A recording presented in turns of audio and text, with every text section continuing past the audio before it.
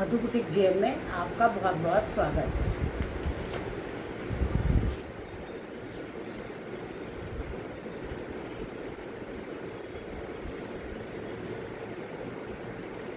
मधु boutique JM में आपका बहुत बहुत स्वागत है।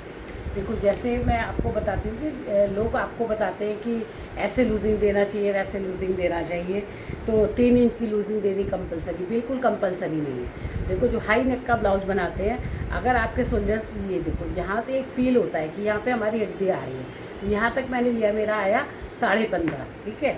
और अब देखो यहाँ से 5.5 इंच, ये जो यहाँ से आप नापोगे ना, तो ये 5.5 पर आपका फ्रंट क्रॉस बैक ये आ जाता है। ये देखो, ये फ्रंट क्रॉस बैक आपका आ जाता है 5.5 पर, तो ये होता है फ्रंट क्रॉस बैक, और ये होता है शोल्डर्स लेना। इसकी नाप आपको अच्छे से आ जाएगी ना, तो आप इतना बेहतरीन सूट कटिंग कर लोगे। आप बड़े शोल्डर्स, जैसे आप कॉलर वाला सूट बना रहे हो, किसी भी तरह का कॉलर हो, बैन कॉलर हो या स्टैंड, बिल्कुल स्टैंड कॉलर हो, या शर्ट कॉलर हो, बंटी बबली कॉलर हो, शॉल कॉलर हो, किसी डिफरेंट टाइप ऑफ कॉलर्स होते हैं, तो कॉलर हो, तो आपको ये चीज़ का ध्यान रखना है कि शोल्डर्स आपसे आधे इंच बड़े हो जाए, छोटे नहीं होने चाहिए, नहीं खिंचाव आएगा, बहुत खिंचेगा। और इसी तरह जब हम बड़े नेक बना रहे होते हैं, तब भी इतने कम शोल्डर्स नहीं ले लेने चाहिए कि हैवी चेस्ट है, फिर भी आपने गला आपको 12 इंच का बनाना है। मान लो आप 48 इंच की लेडीज़ का, जिसका चेस्ट 48 है, उसका आप पैडेड ब्लाउज बना रहे हो, 8.5 नंबर के आपने पैड लगा रखे हैं, और आपने शोल्डर्स कितने काट दिए? 5.5, क्योंकि आपको पता है कि गला चो पीछे से 12 इंच है, या डोरी वाला ब्लाउज है, कभी मत काटिए। 6 से तो कम कभी काटिए मत, बल्कि अगर 48 है तो 6.5 पे काटिए।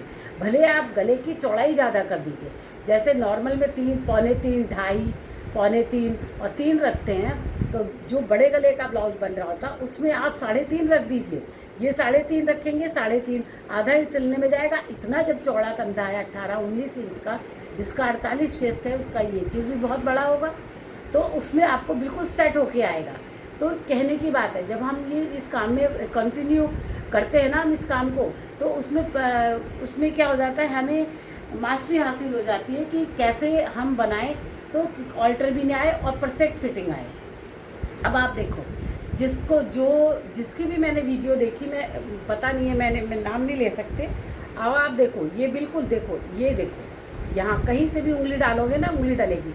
ऐसा नाप लेना है आपको कि कहीं से भी उंगली डालूंगी मैं, तो मेरा टेप के अंदर मेरी उंगली घूमेगी। आपने अपर चेस्ट ले लिया, अब आपने फुल चेस्ट लिया, ये देखो बिल्कुल आराम से, ये देखो। अब इसमें भी मैं उंगली डाल के आपको दिखाऊंगी। देखो ना, तो यहाँ से मेरा जो ब्रेस्ट का पॉइंट है दब रहा है, देखो आप, ब्रेस्ट का ये जो पॉइंट है कहीं से दबेगा नहीं, ये देखो आराम से टेप चल रहा है।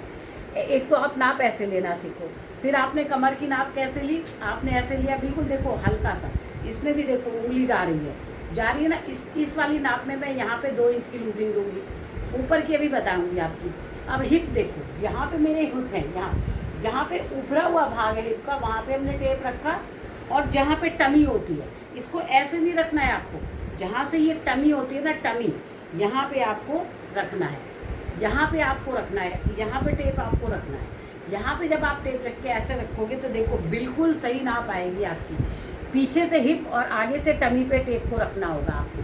ये टेप रखना भी एक कला है, तब आपका बढ़िया ब्लाउज बनेगा। अब ये इसमें लूजिंग दूंगी नहीं मैं। ये कितना आया, क्योंकि यहाँ से भी उठा हुआ है, पीछे से भी, तो यहाँ पे 42 आया मेरा, तो इसमें कोई लूजिंग देने की ज़रूरत नहीं है। अब आपको यहाँ की लूजिंग समझाती हूँ। मान लो ये मेरा 37 था और ये मेरा 40 है, 39 के आसपास है, तो आप समझ लो 40 है, तो 3 इंच की फ़र्क आ गया हमारा। तो हम यहाँ पे जब फुल चेस्ट जब कटिंग करेंगे, तो फुल चेस्ट में 1 इंच की लूजिंग देंगे, नहीं तो यहाँ से दब जाएगा, यहाँ से दबेगा। और अगर जैसे लोग कहते हैं, देखो बहुत पहले क्या था, टेलर वगैरह थे, सही से नाप नहीं लेते थे लेडीज़ की, तो वो बदतमीजी करते थे, या मतलब इतना अजीब नाप लेते थे। जैसे देखो, ये ऐसे लिया, अब ये जितना ये दबा सकते हैं इतना इन्होंने दबा लिया। जब ये दबा दिया तो 3 इंच की लूजिंग देनी कंपलसरी है 3 इंच की। अब कमर को ले रहे हैं इतना टाइट, देखो आप कितना टाइट ले लिया, तो यहाँ हमको 3 इंच की लूजिंग देनी ही पड़ेगी, तभी आपका सूट बेहतरीन आएगा। ऐसे हिप पे जितना टाइट करते जाओगे उतना लूजिंग देना पड़ेगा, इसलिए आप बिल्कुल इजी नाप लीजिए, तो आपको लूजिंग देने की ज़रूरत नहीं होती। लूजिंग देने की ज़रूरत कब होती? चेस्ट और अपर चेस्ट में आप कंफ्यूज होते हो। मान लो यहाँ पे यहाँ 37 था और यहाँ मेरा 38 होता, तो इसको मैं 3 इंच लाती उसके लिए, कुर्ती के लिए। यहाँ मेरा 38 होता और यहाँ 40 होता। आप ध्यान से नोट्स बना लीजिएगा कि यहाँ पर 38 होता और यहाँ मेरा 40 होता और मैं कुर्ती बना रही होती, तो इसमें कितनी लूजिंग देती? 4 इंच की। 4 इंच, सॉरी 38 39, यहाँ 37 है, यहाँ 37 है और यहाँ 39 है, तो 2 इंच फालतू है। 37 38 39, तो इसको कितना ले लेती? 40। इसको 4 इंच लूजिंग, यानी कि 2 तो था ही, 2 इंच की लूजिंग देती। यहाँ पे 37 है और यहाँ पे 39 है, यहाँ पे 39 है, तो 40 ना करके मैं 41 दे दूँगी। अगर कहीं बोलने में गलती हुई तो आप ध्यान से सुनिएगा।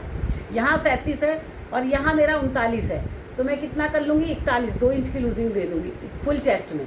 और यहाँ पे मेरा 37 है और यहाँ मेरा 38 है, तब भी मैं 3 इंच की लूजिंग दूँगी। 38 तो था ही, 39 40 41 कर दूँगी उसको। ये हो गई हमारे कुर्ते में लूजिंग देने का तरीका। अगर आप यही ब्लाउज बना रहे हो, अच्छा ब्लाउज में लूजिंग कैसे देते हैं वो दूसरी वीडियो में बताऊंगी, क्योंकि वीडियो लंबी हो जाएगी। कुर्ते में जब आप दे रहे हो, इसमें और इसमें आपके 2 इंच का फ़र्क हो तो 2 इंच आप लूजिंग डाल दीजिए। अगर 1 इंच का फ़र्क हो तो 3 इंच की लूजिंग डाल दीजिए।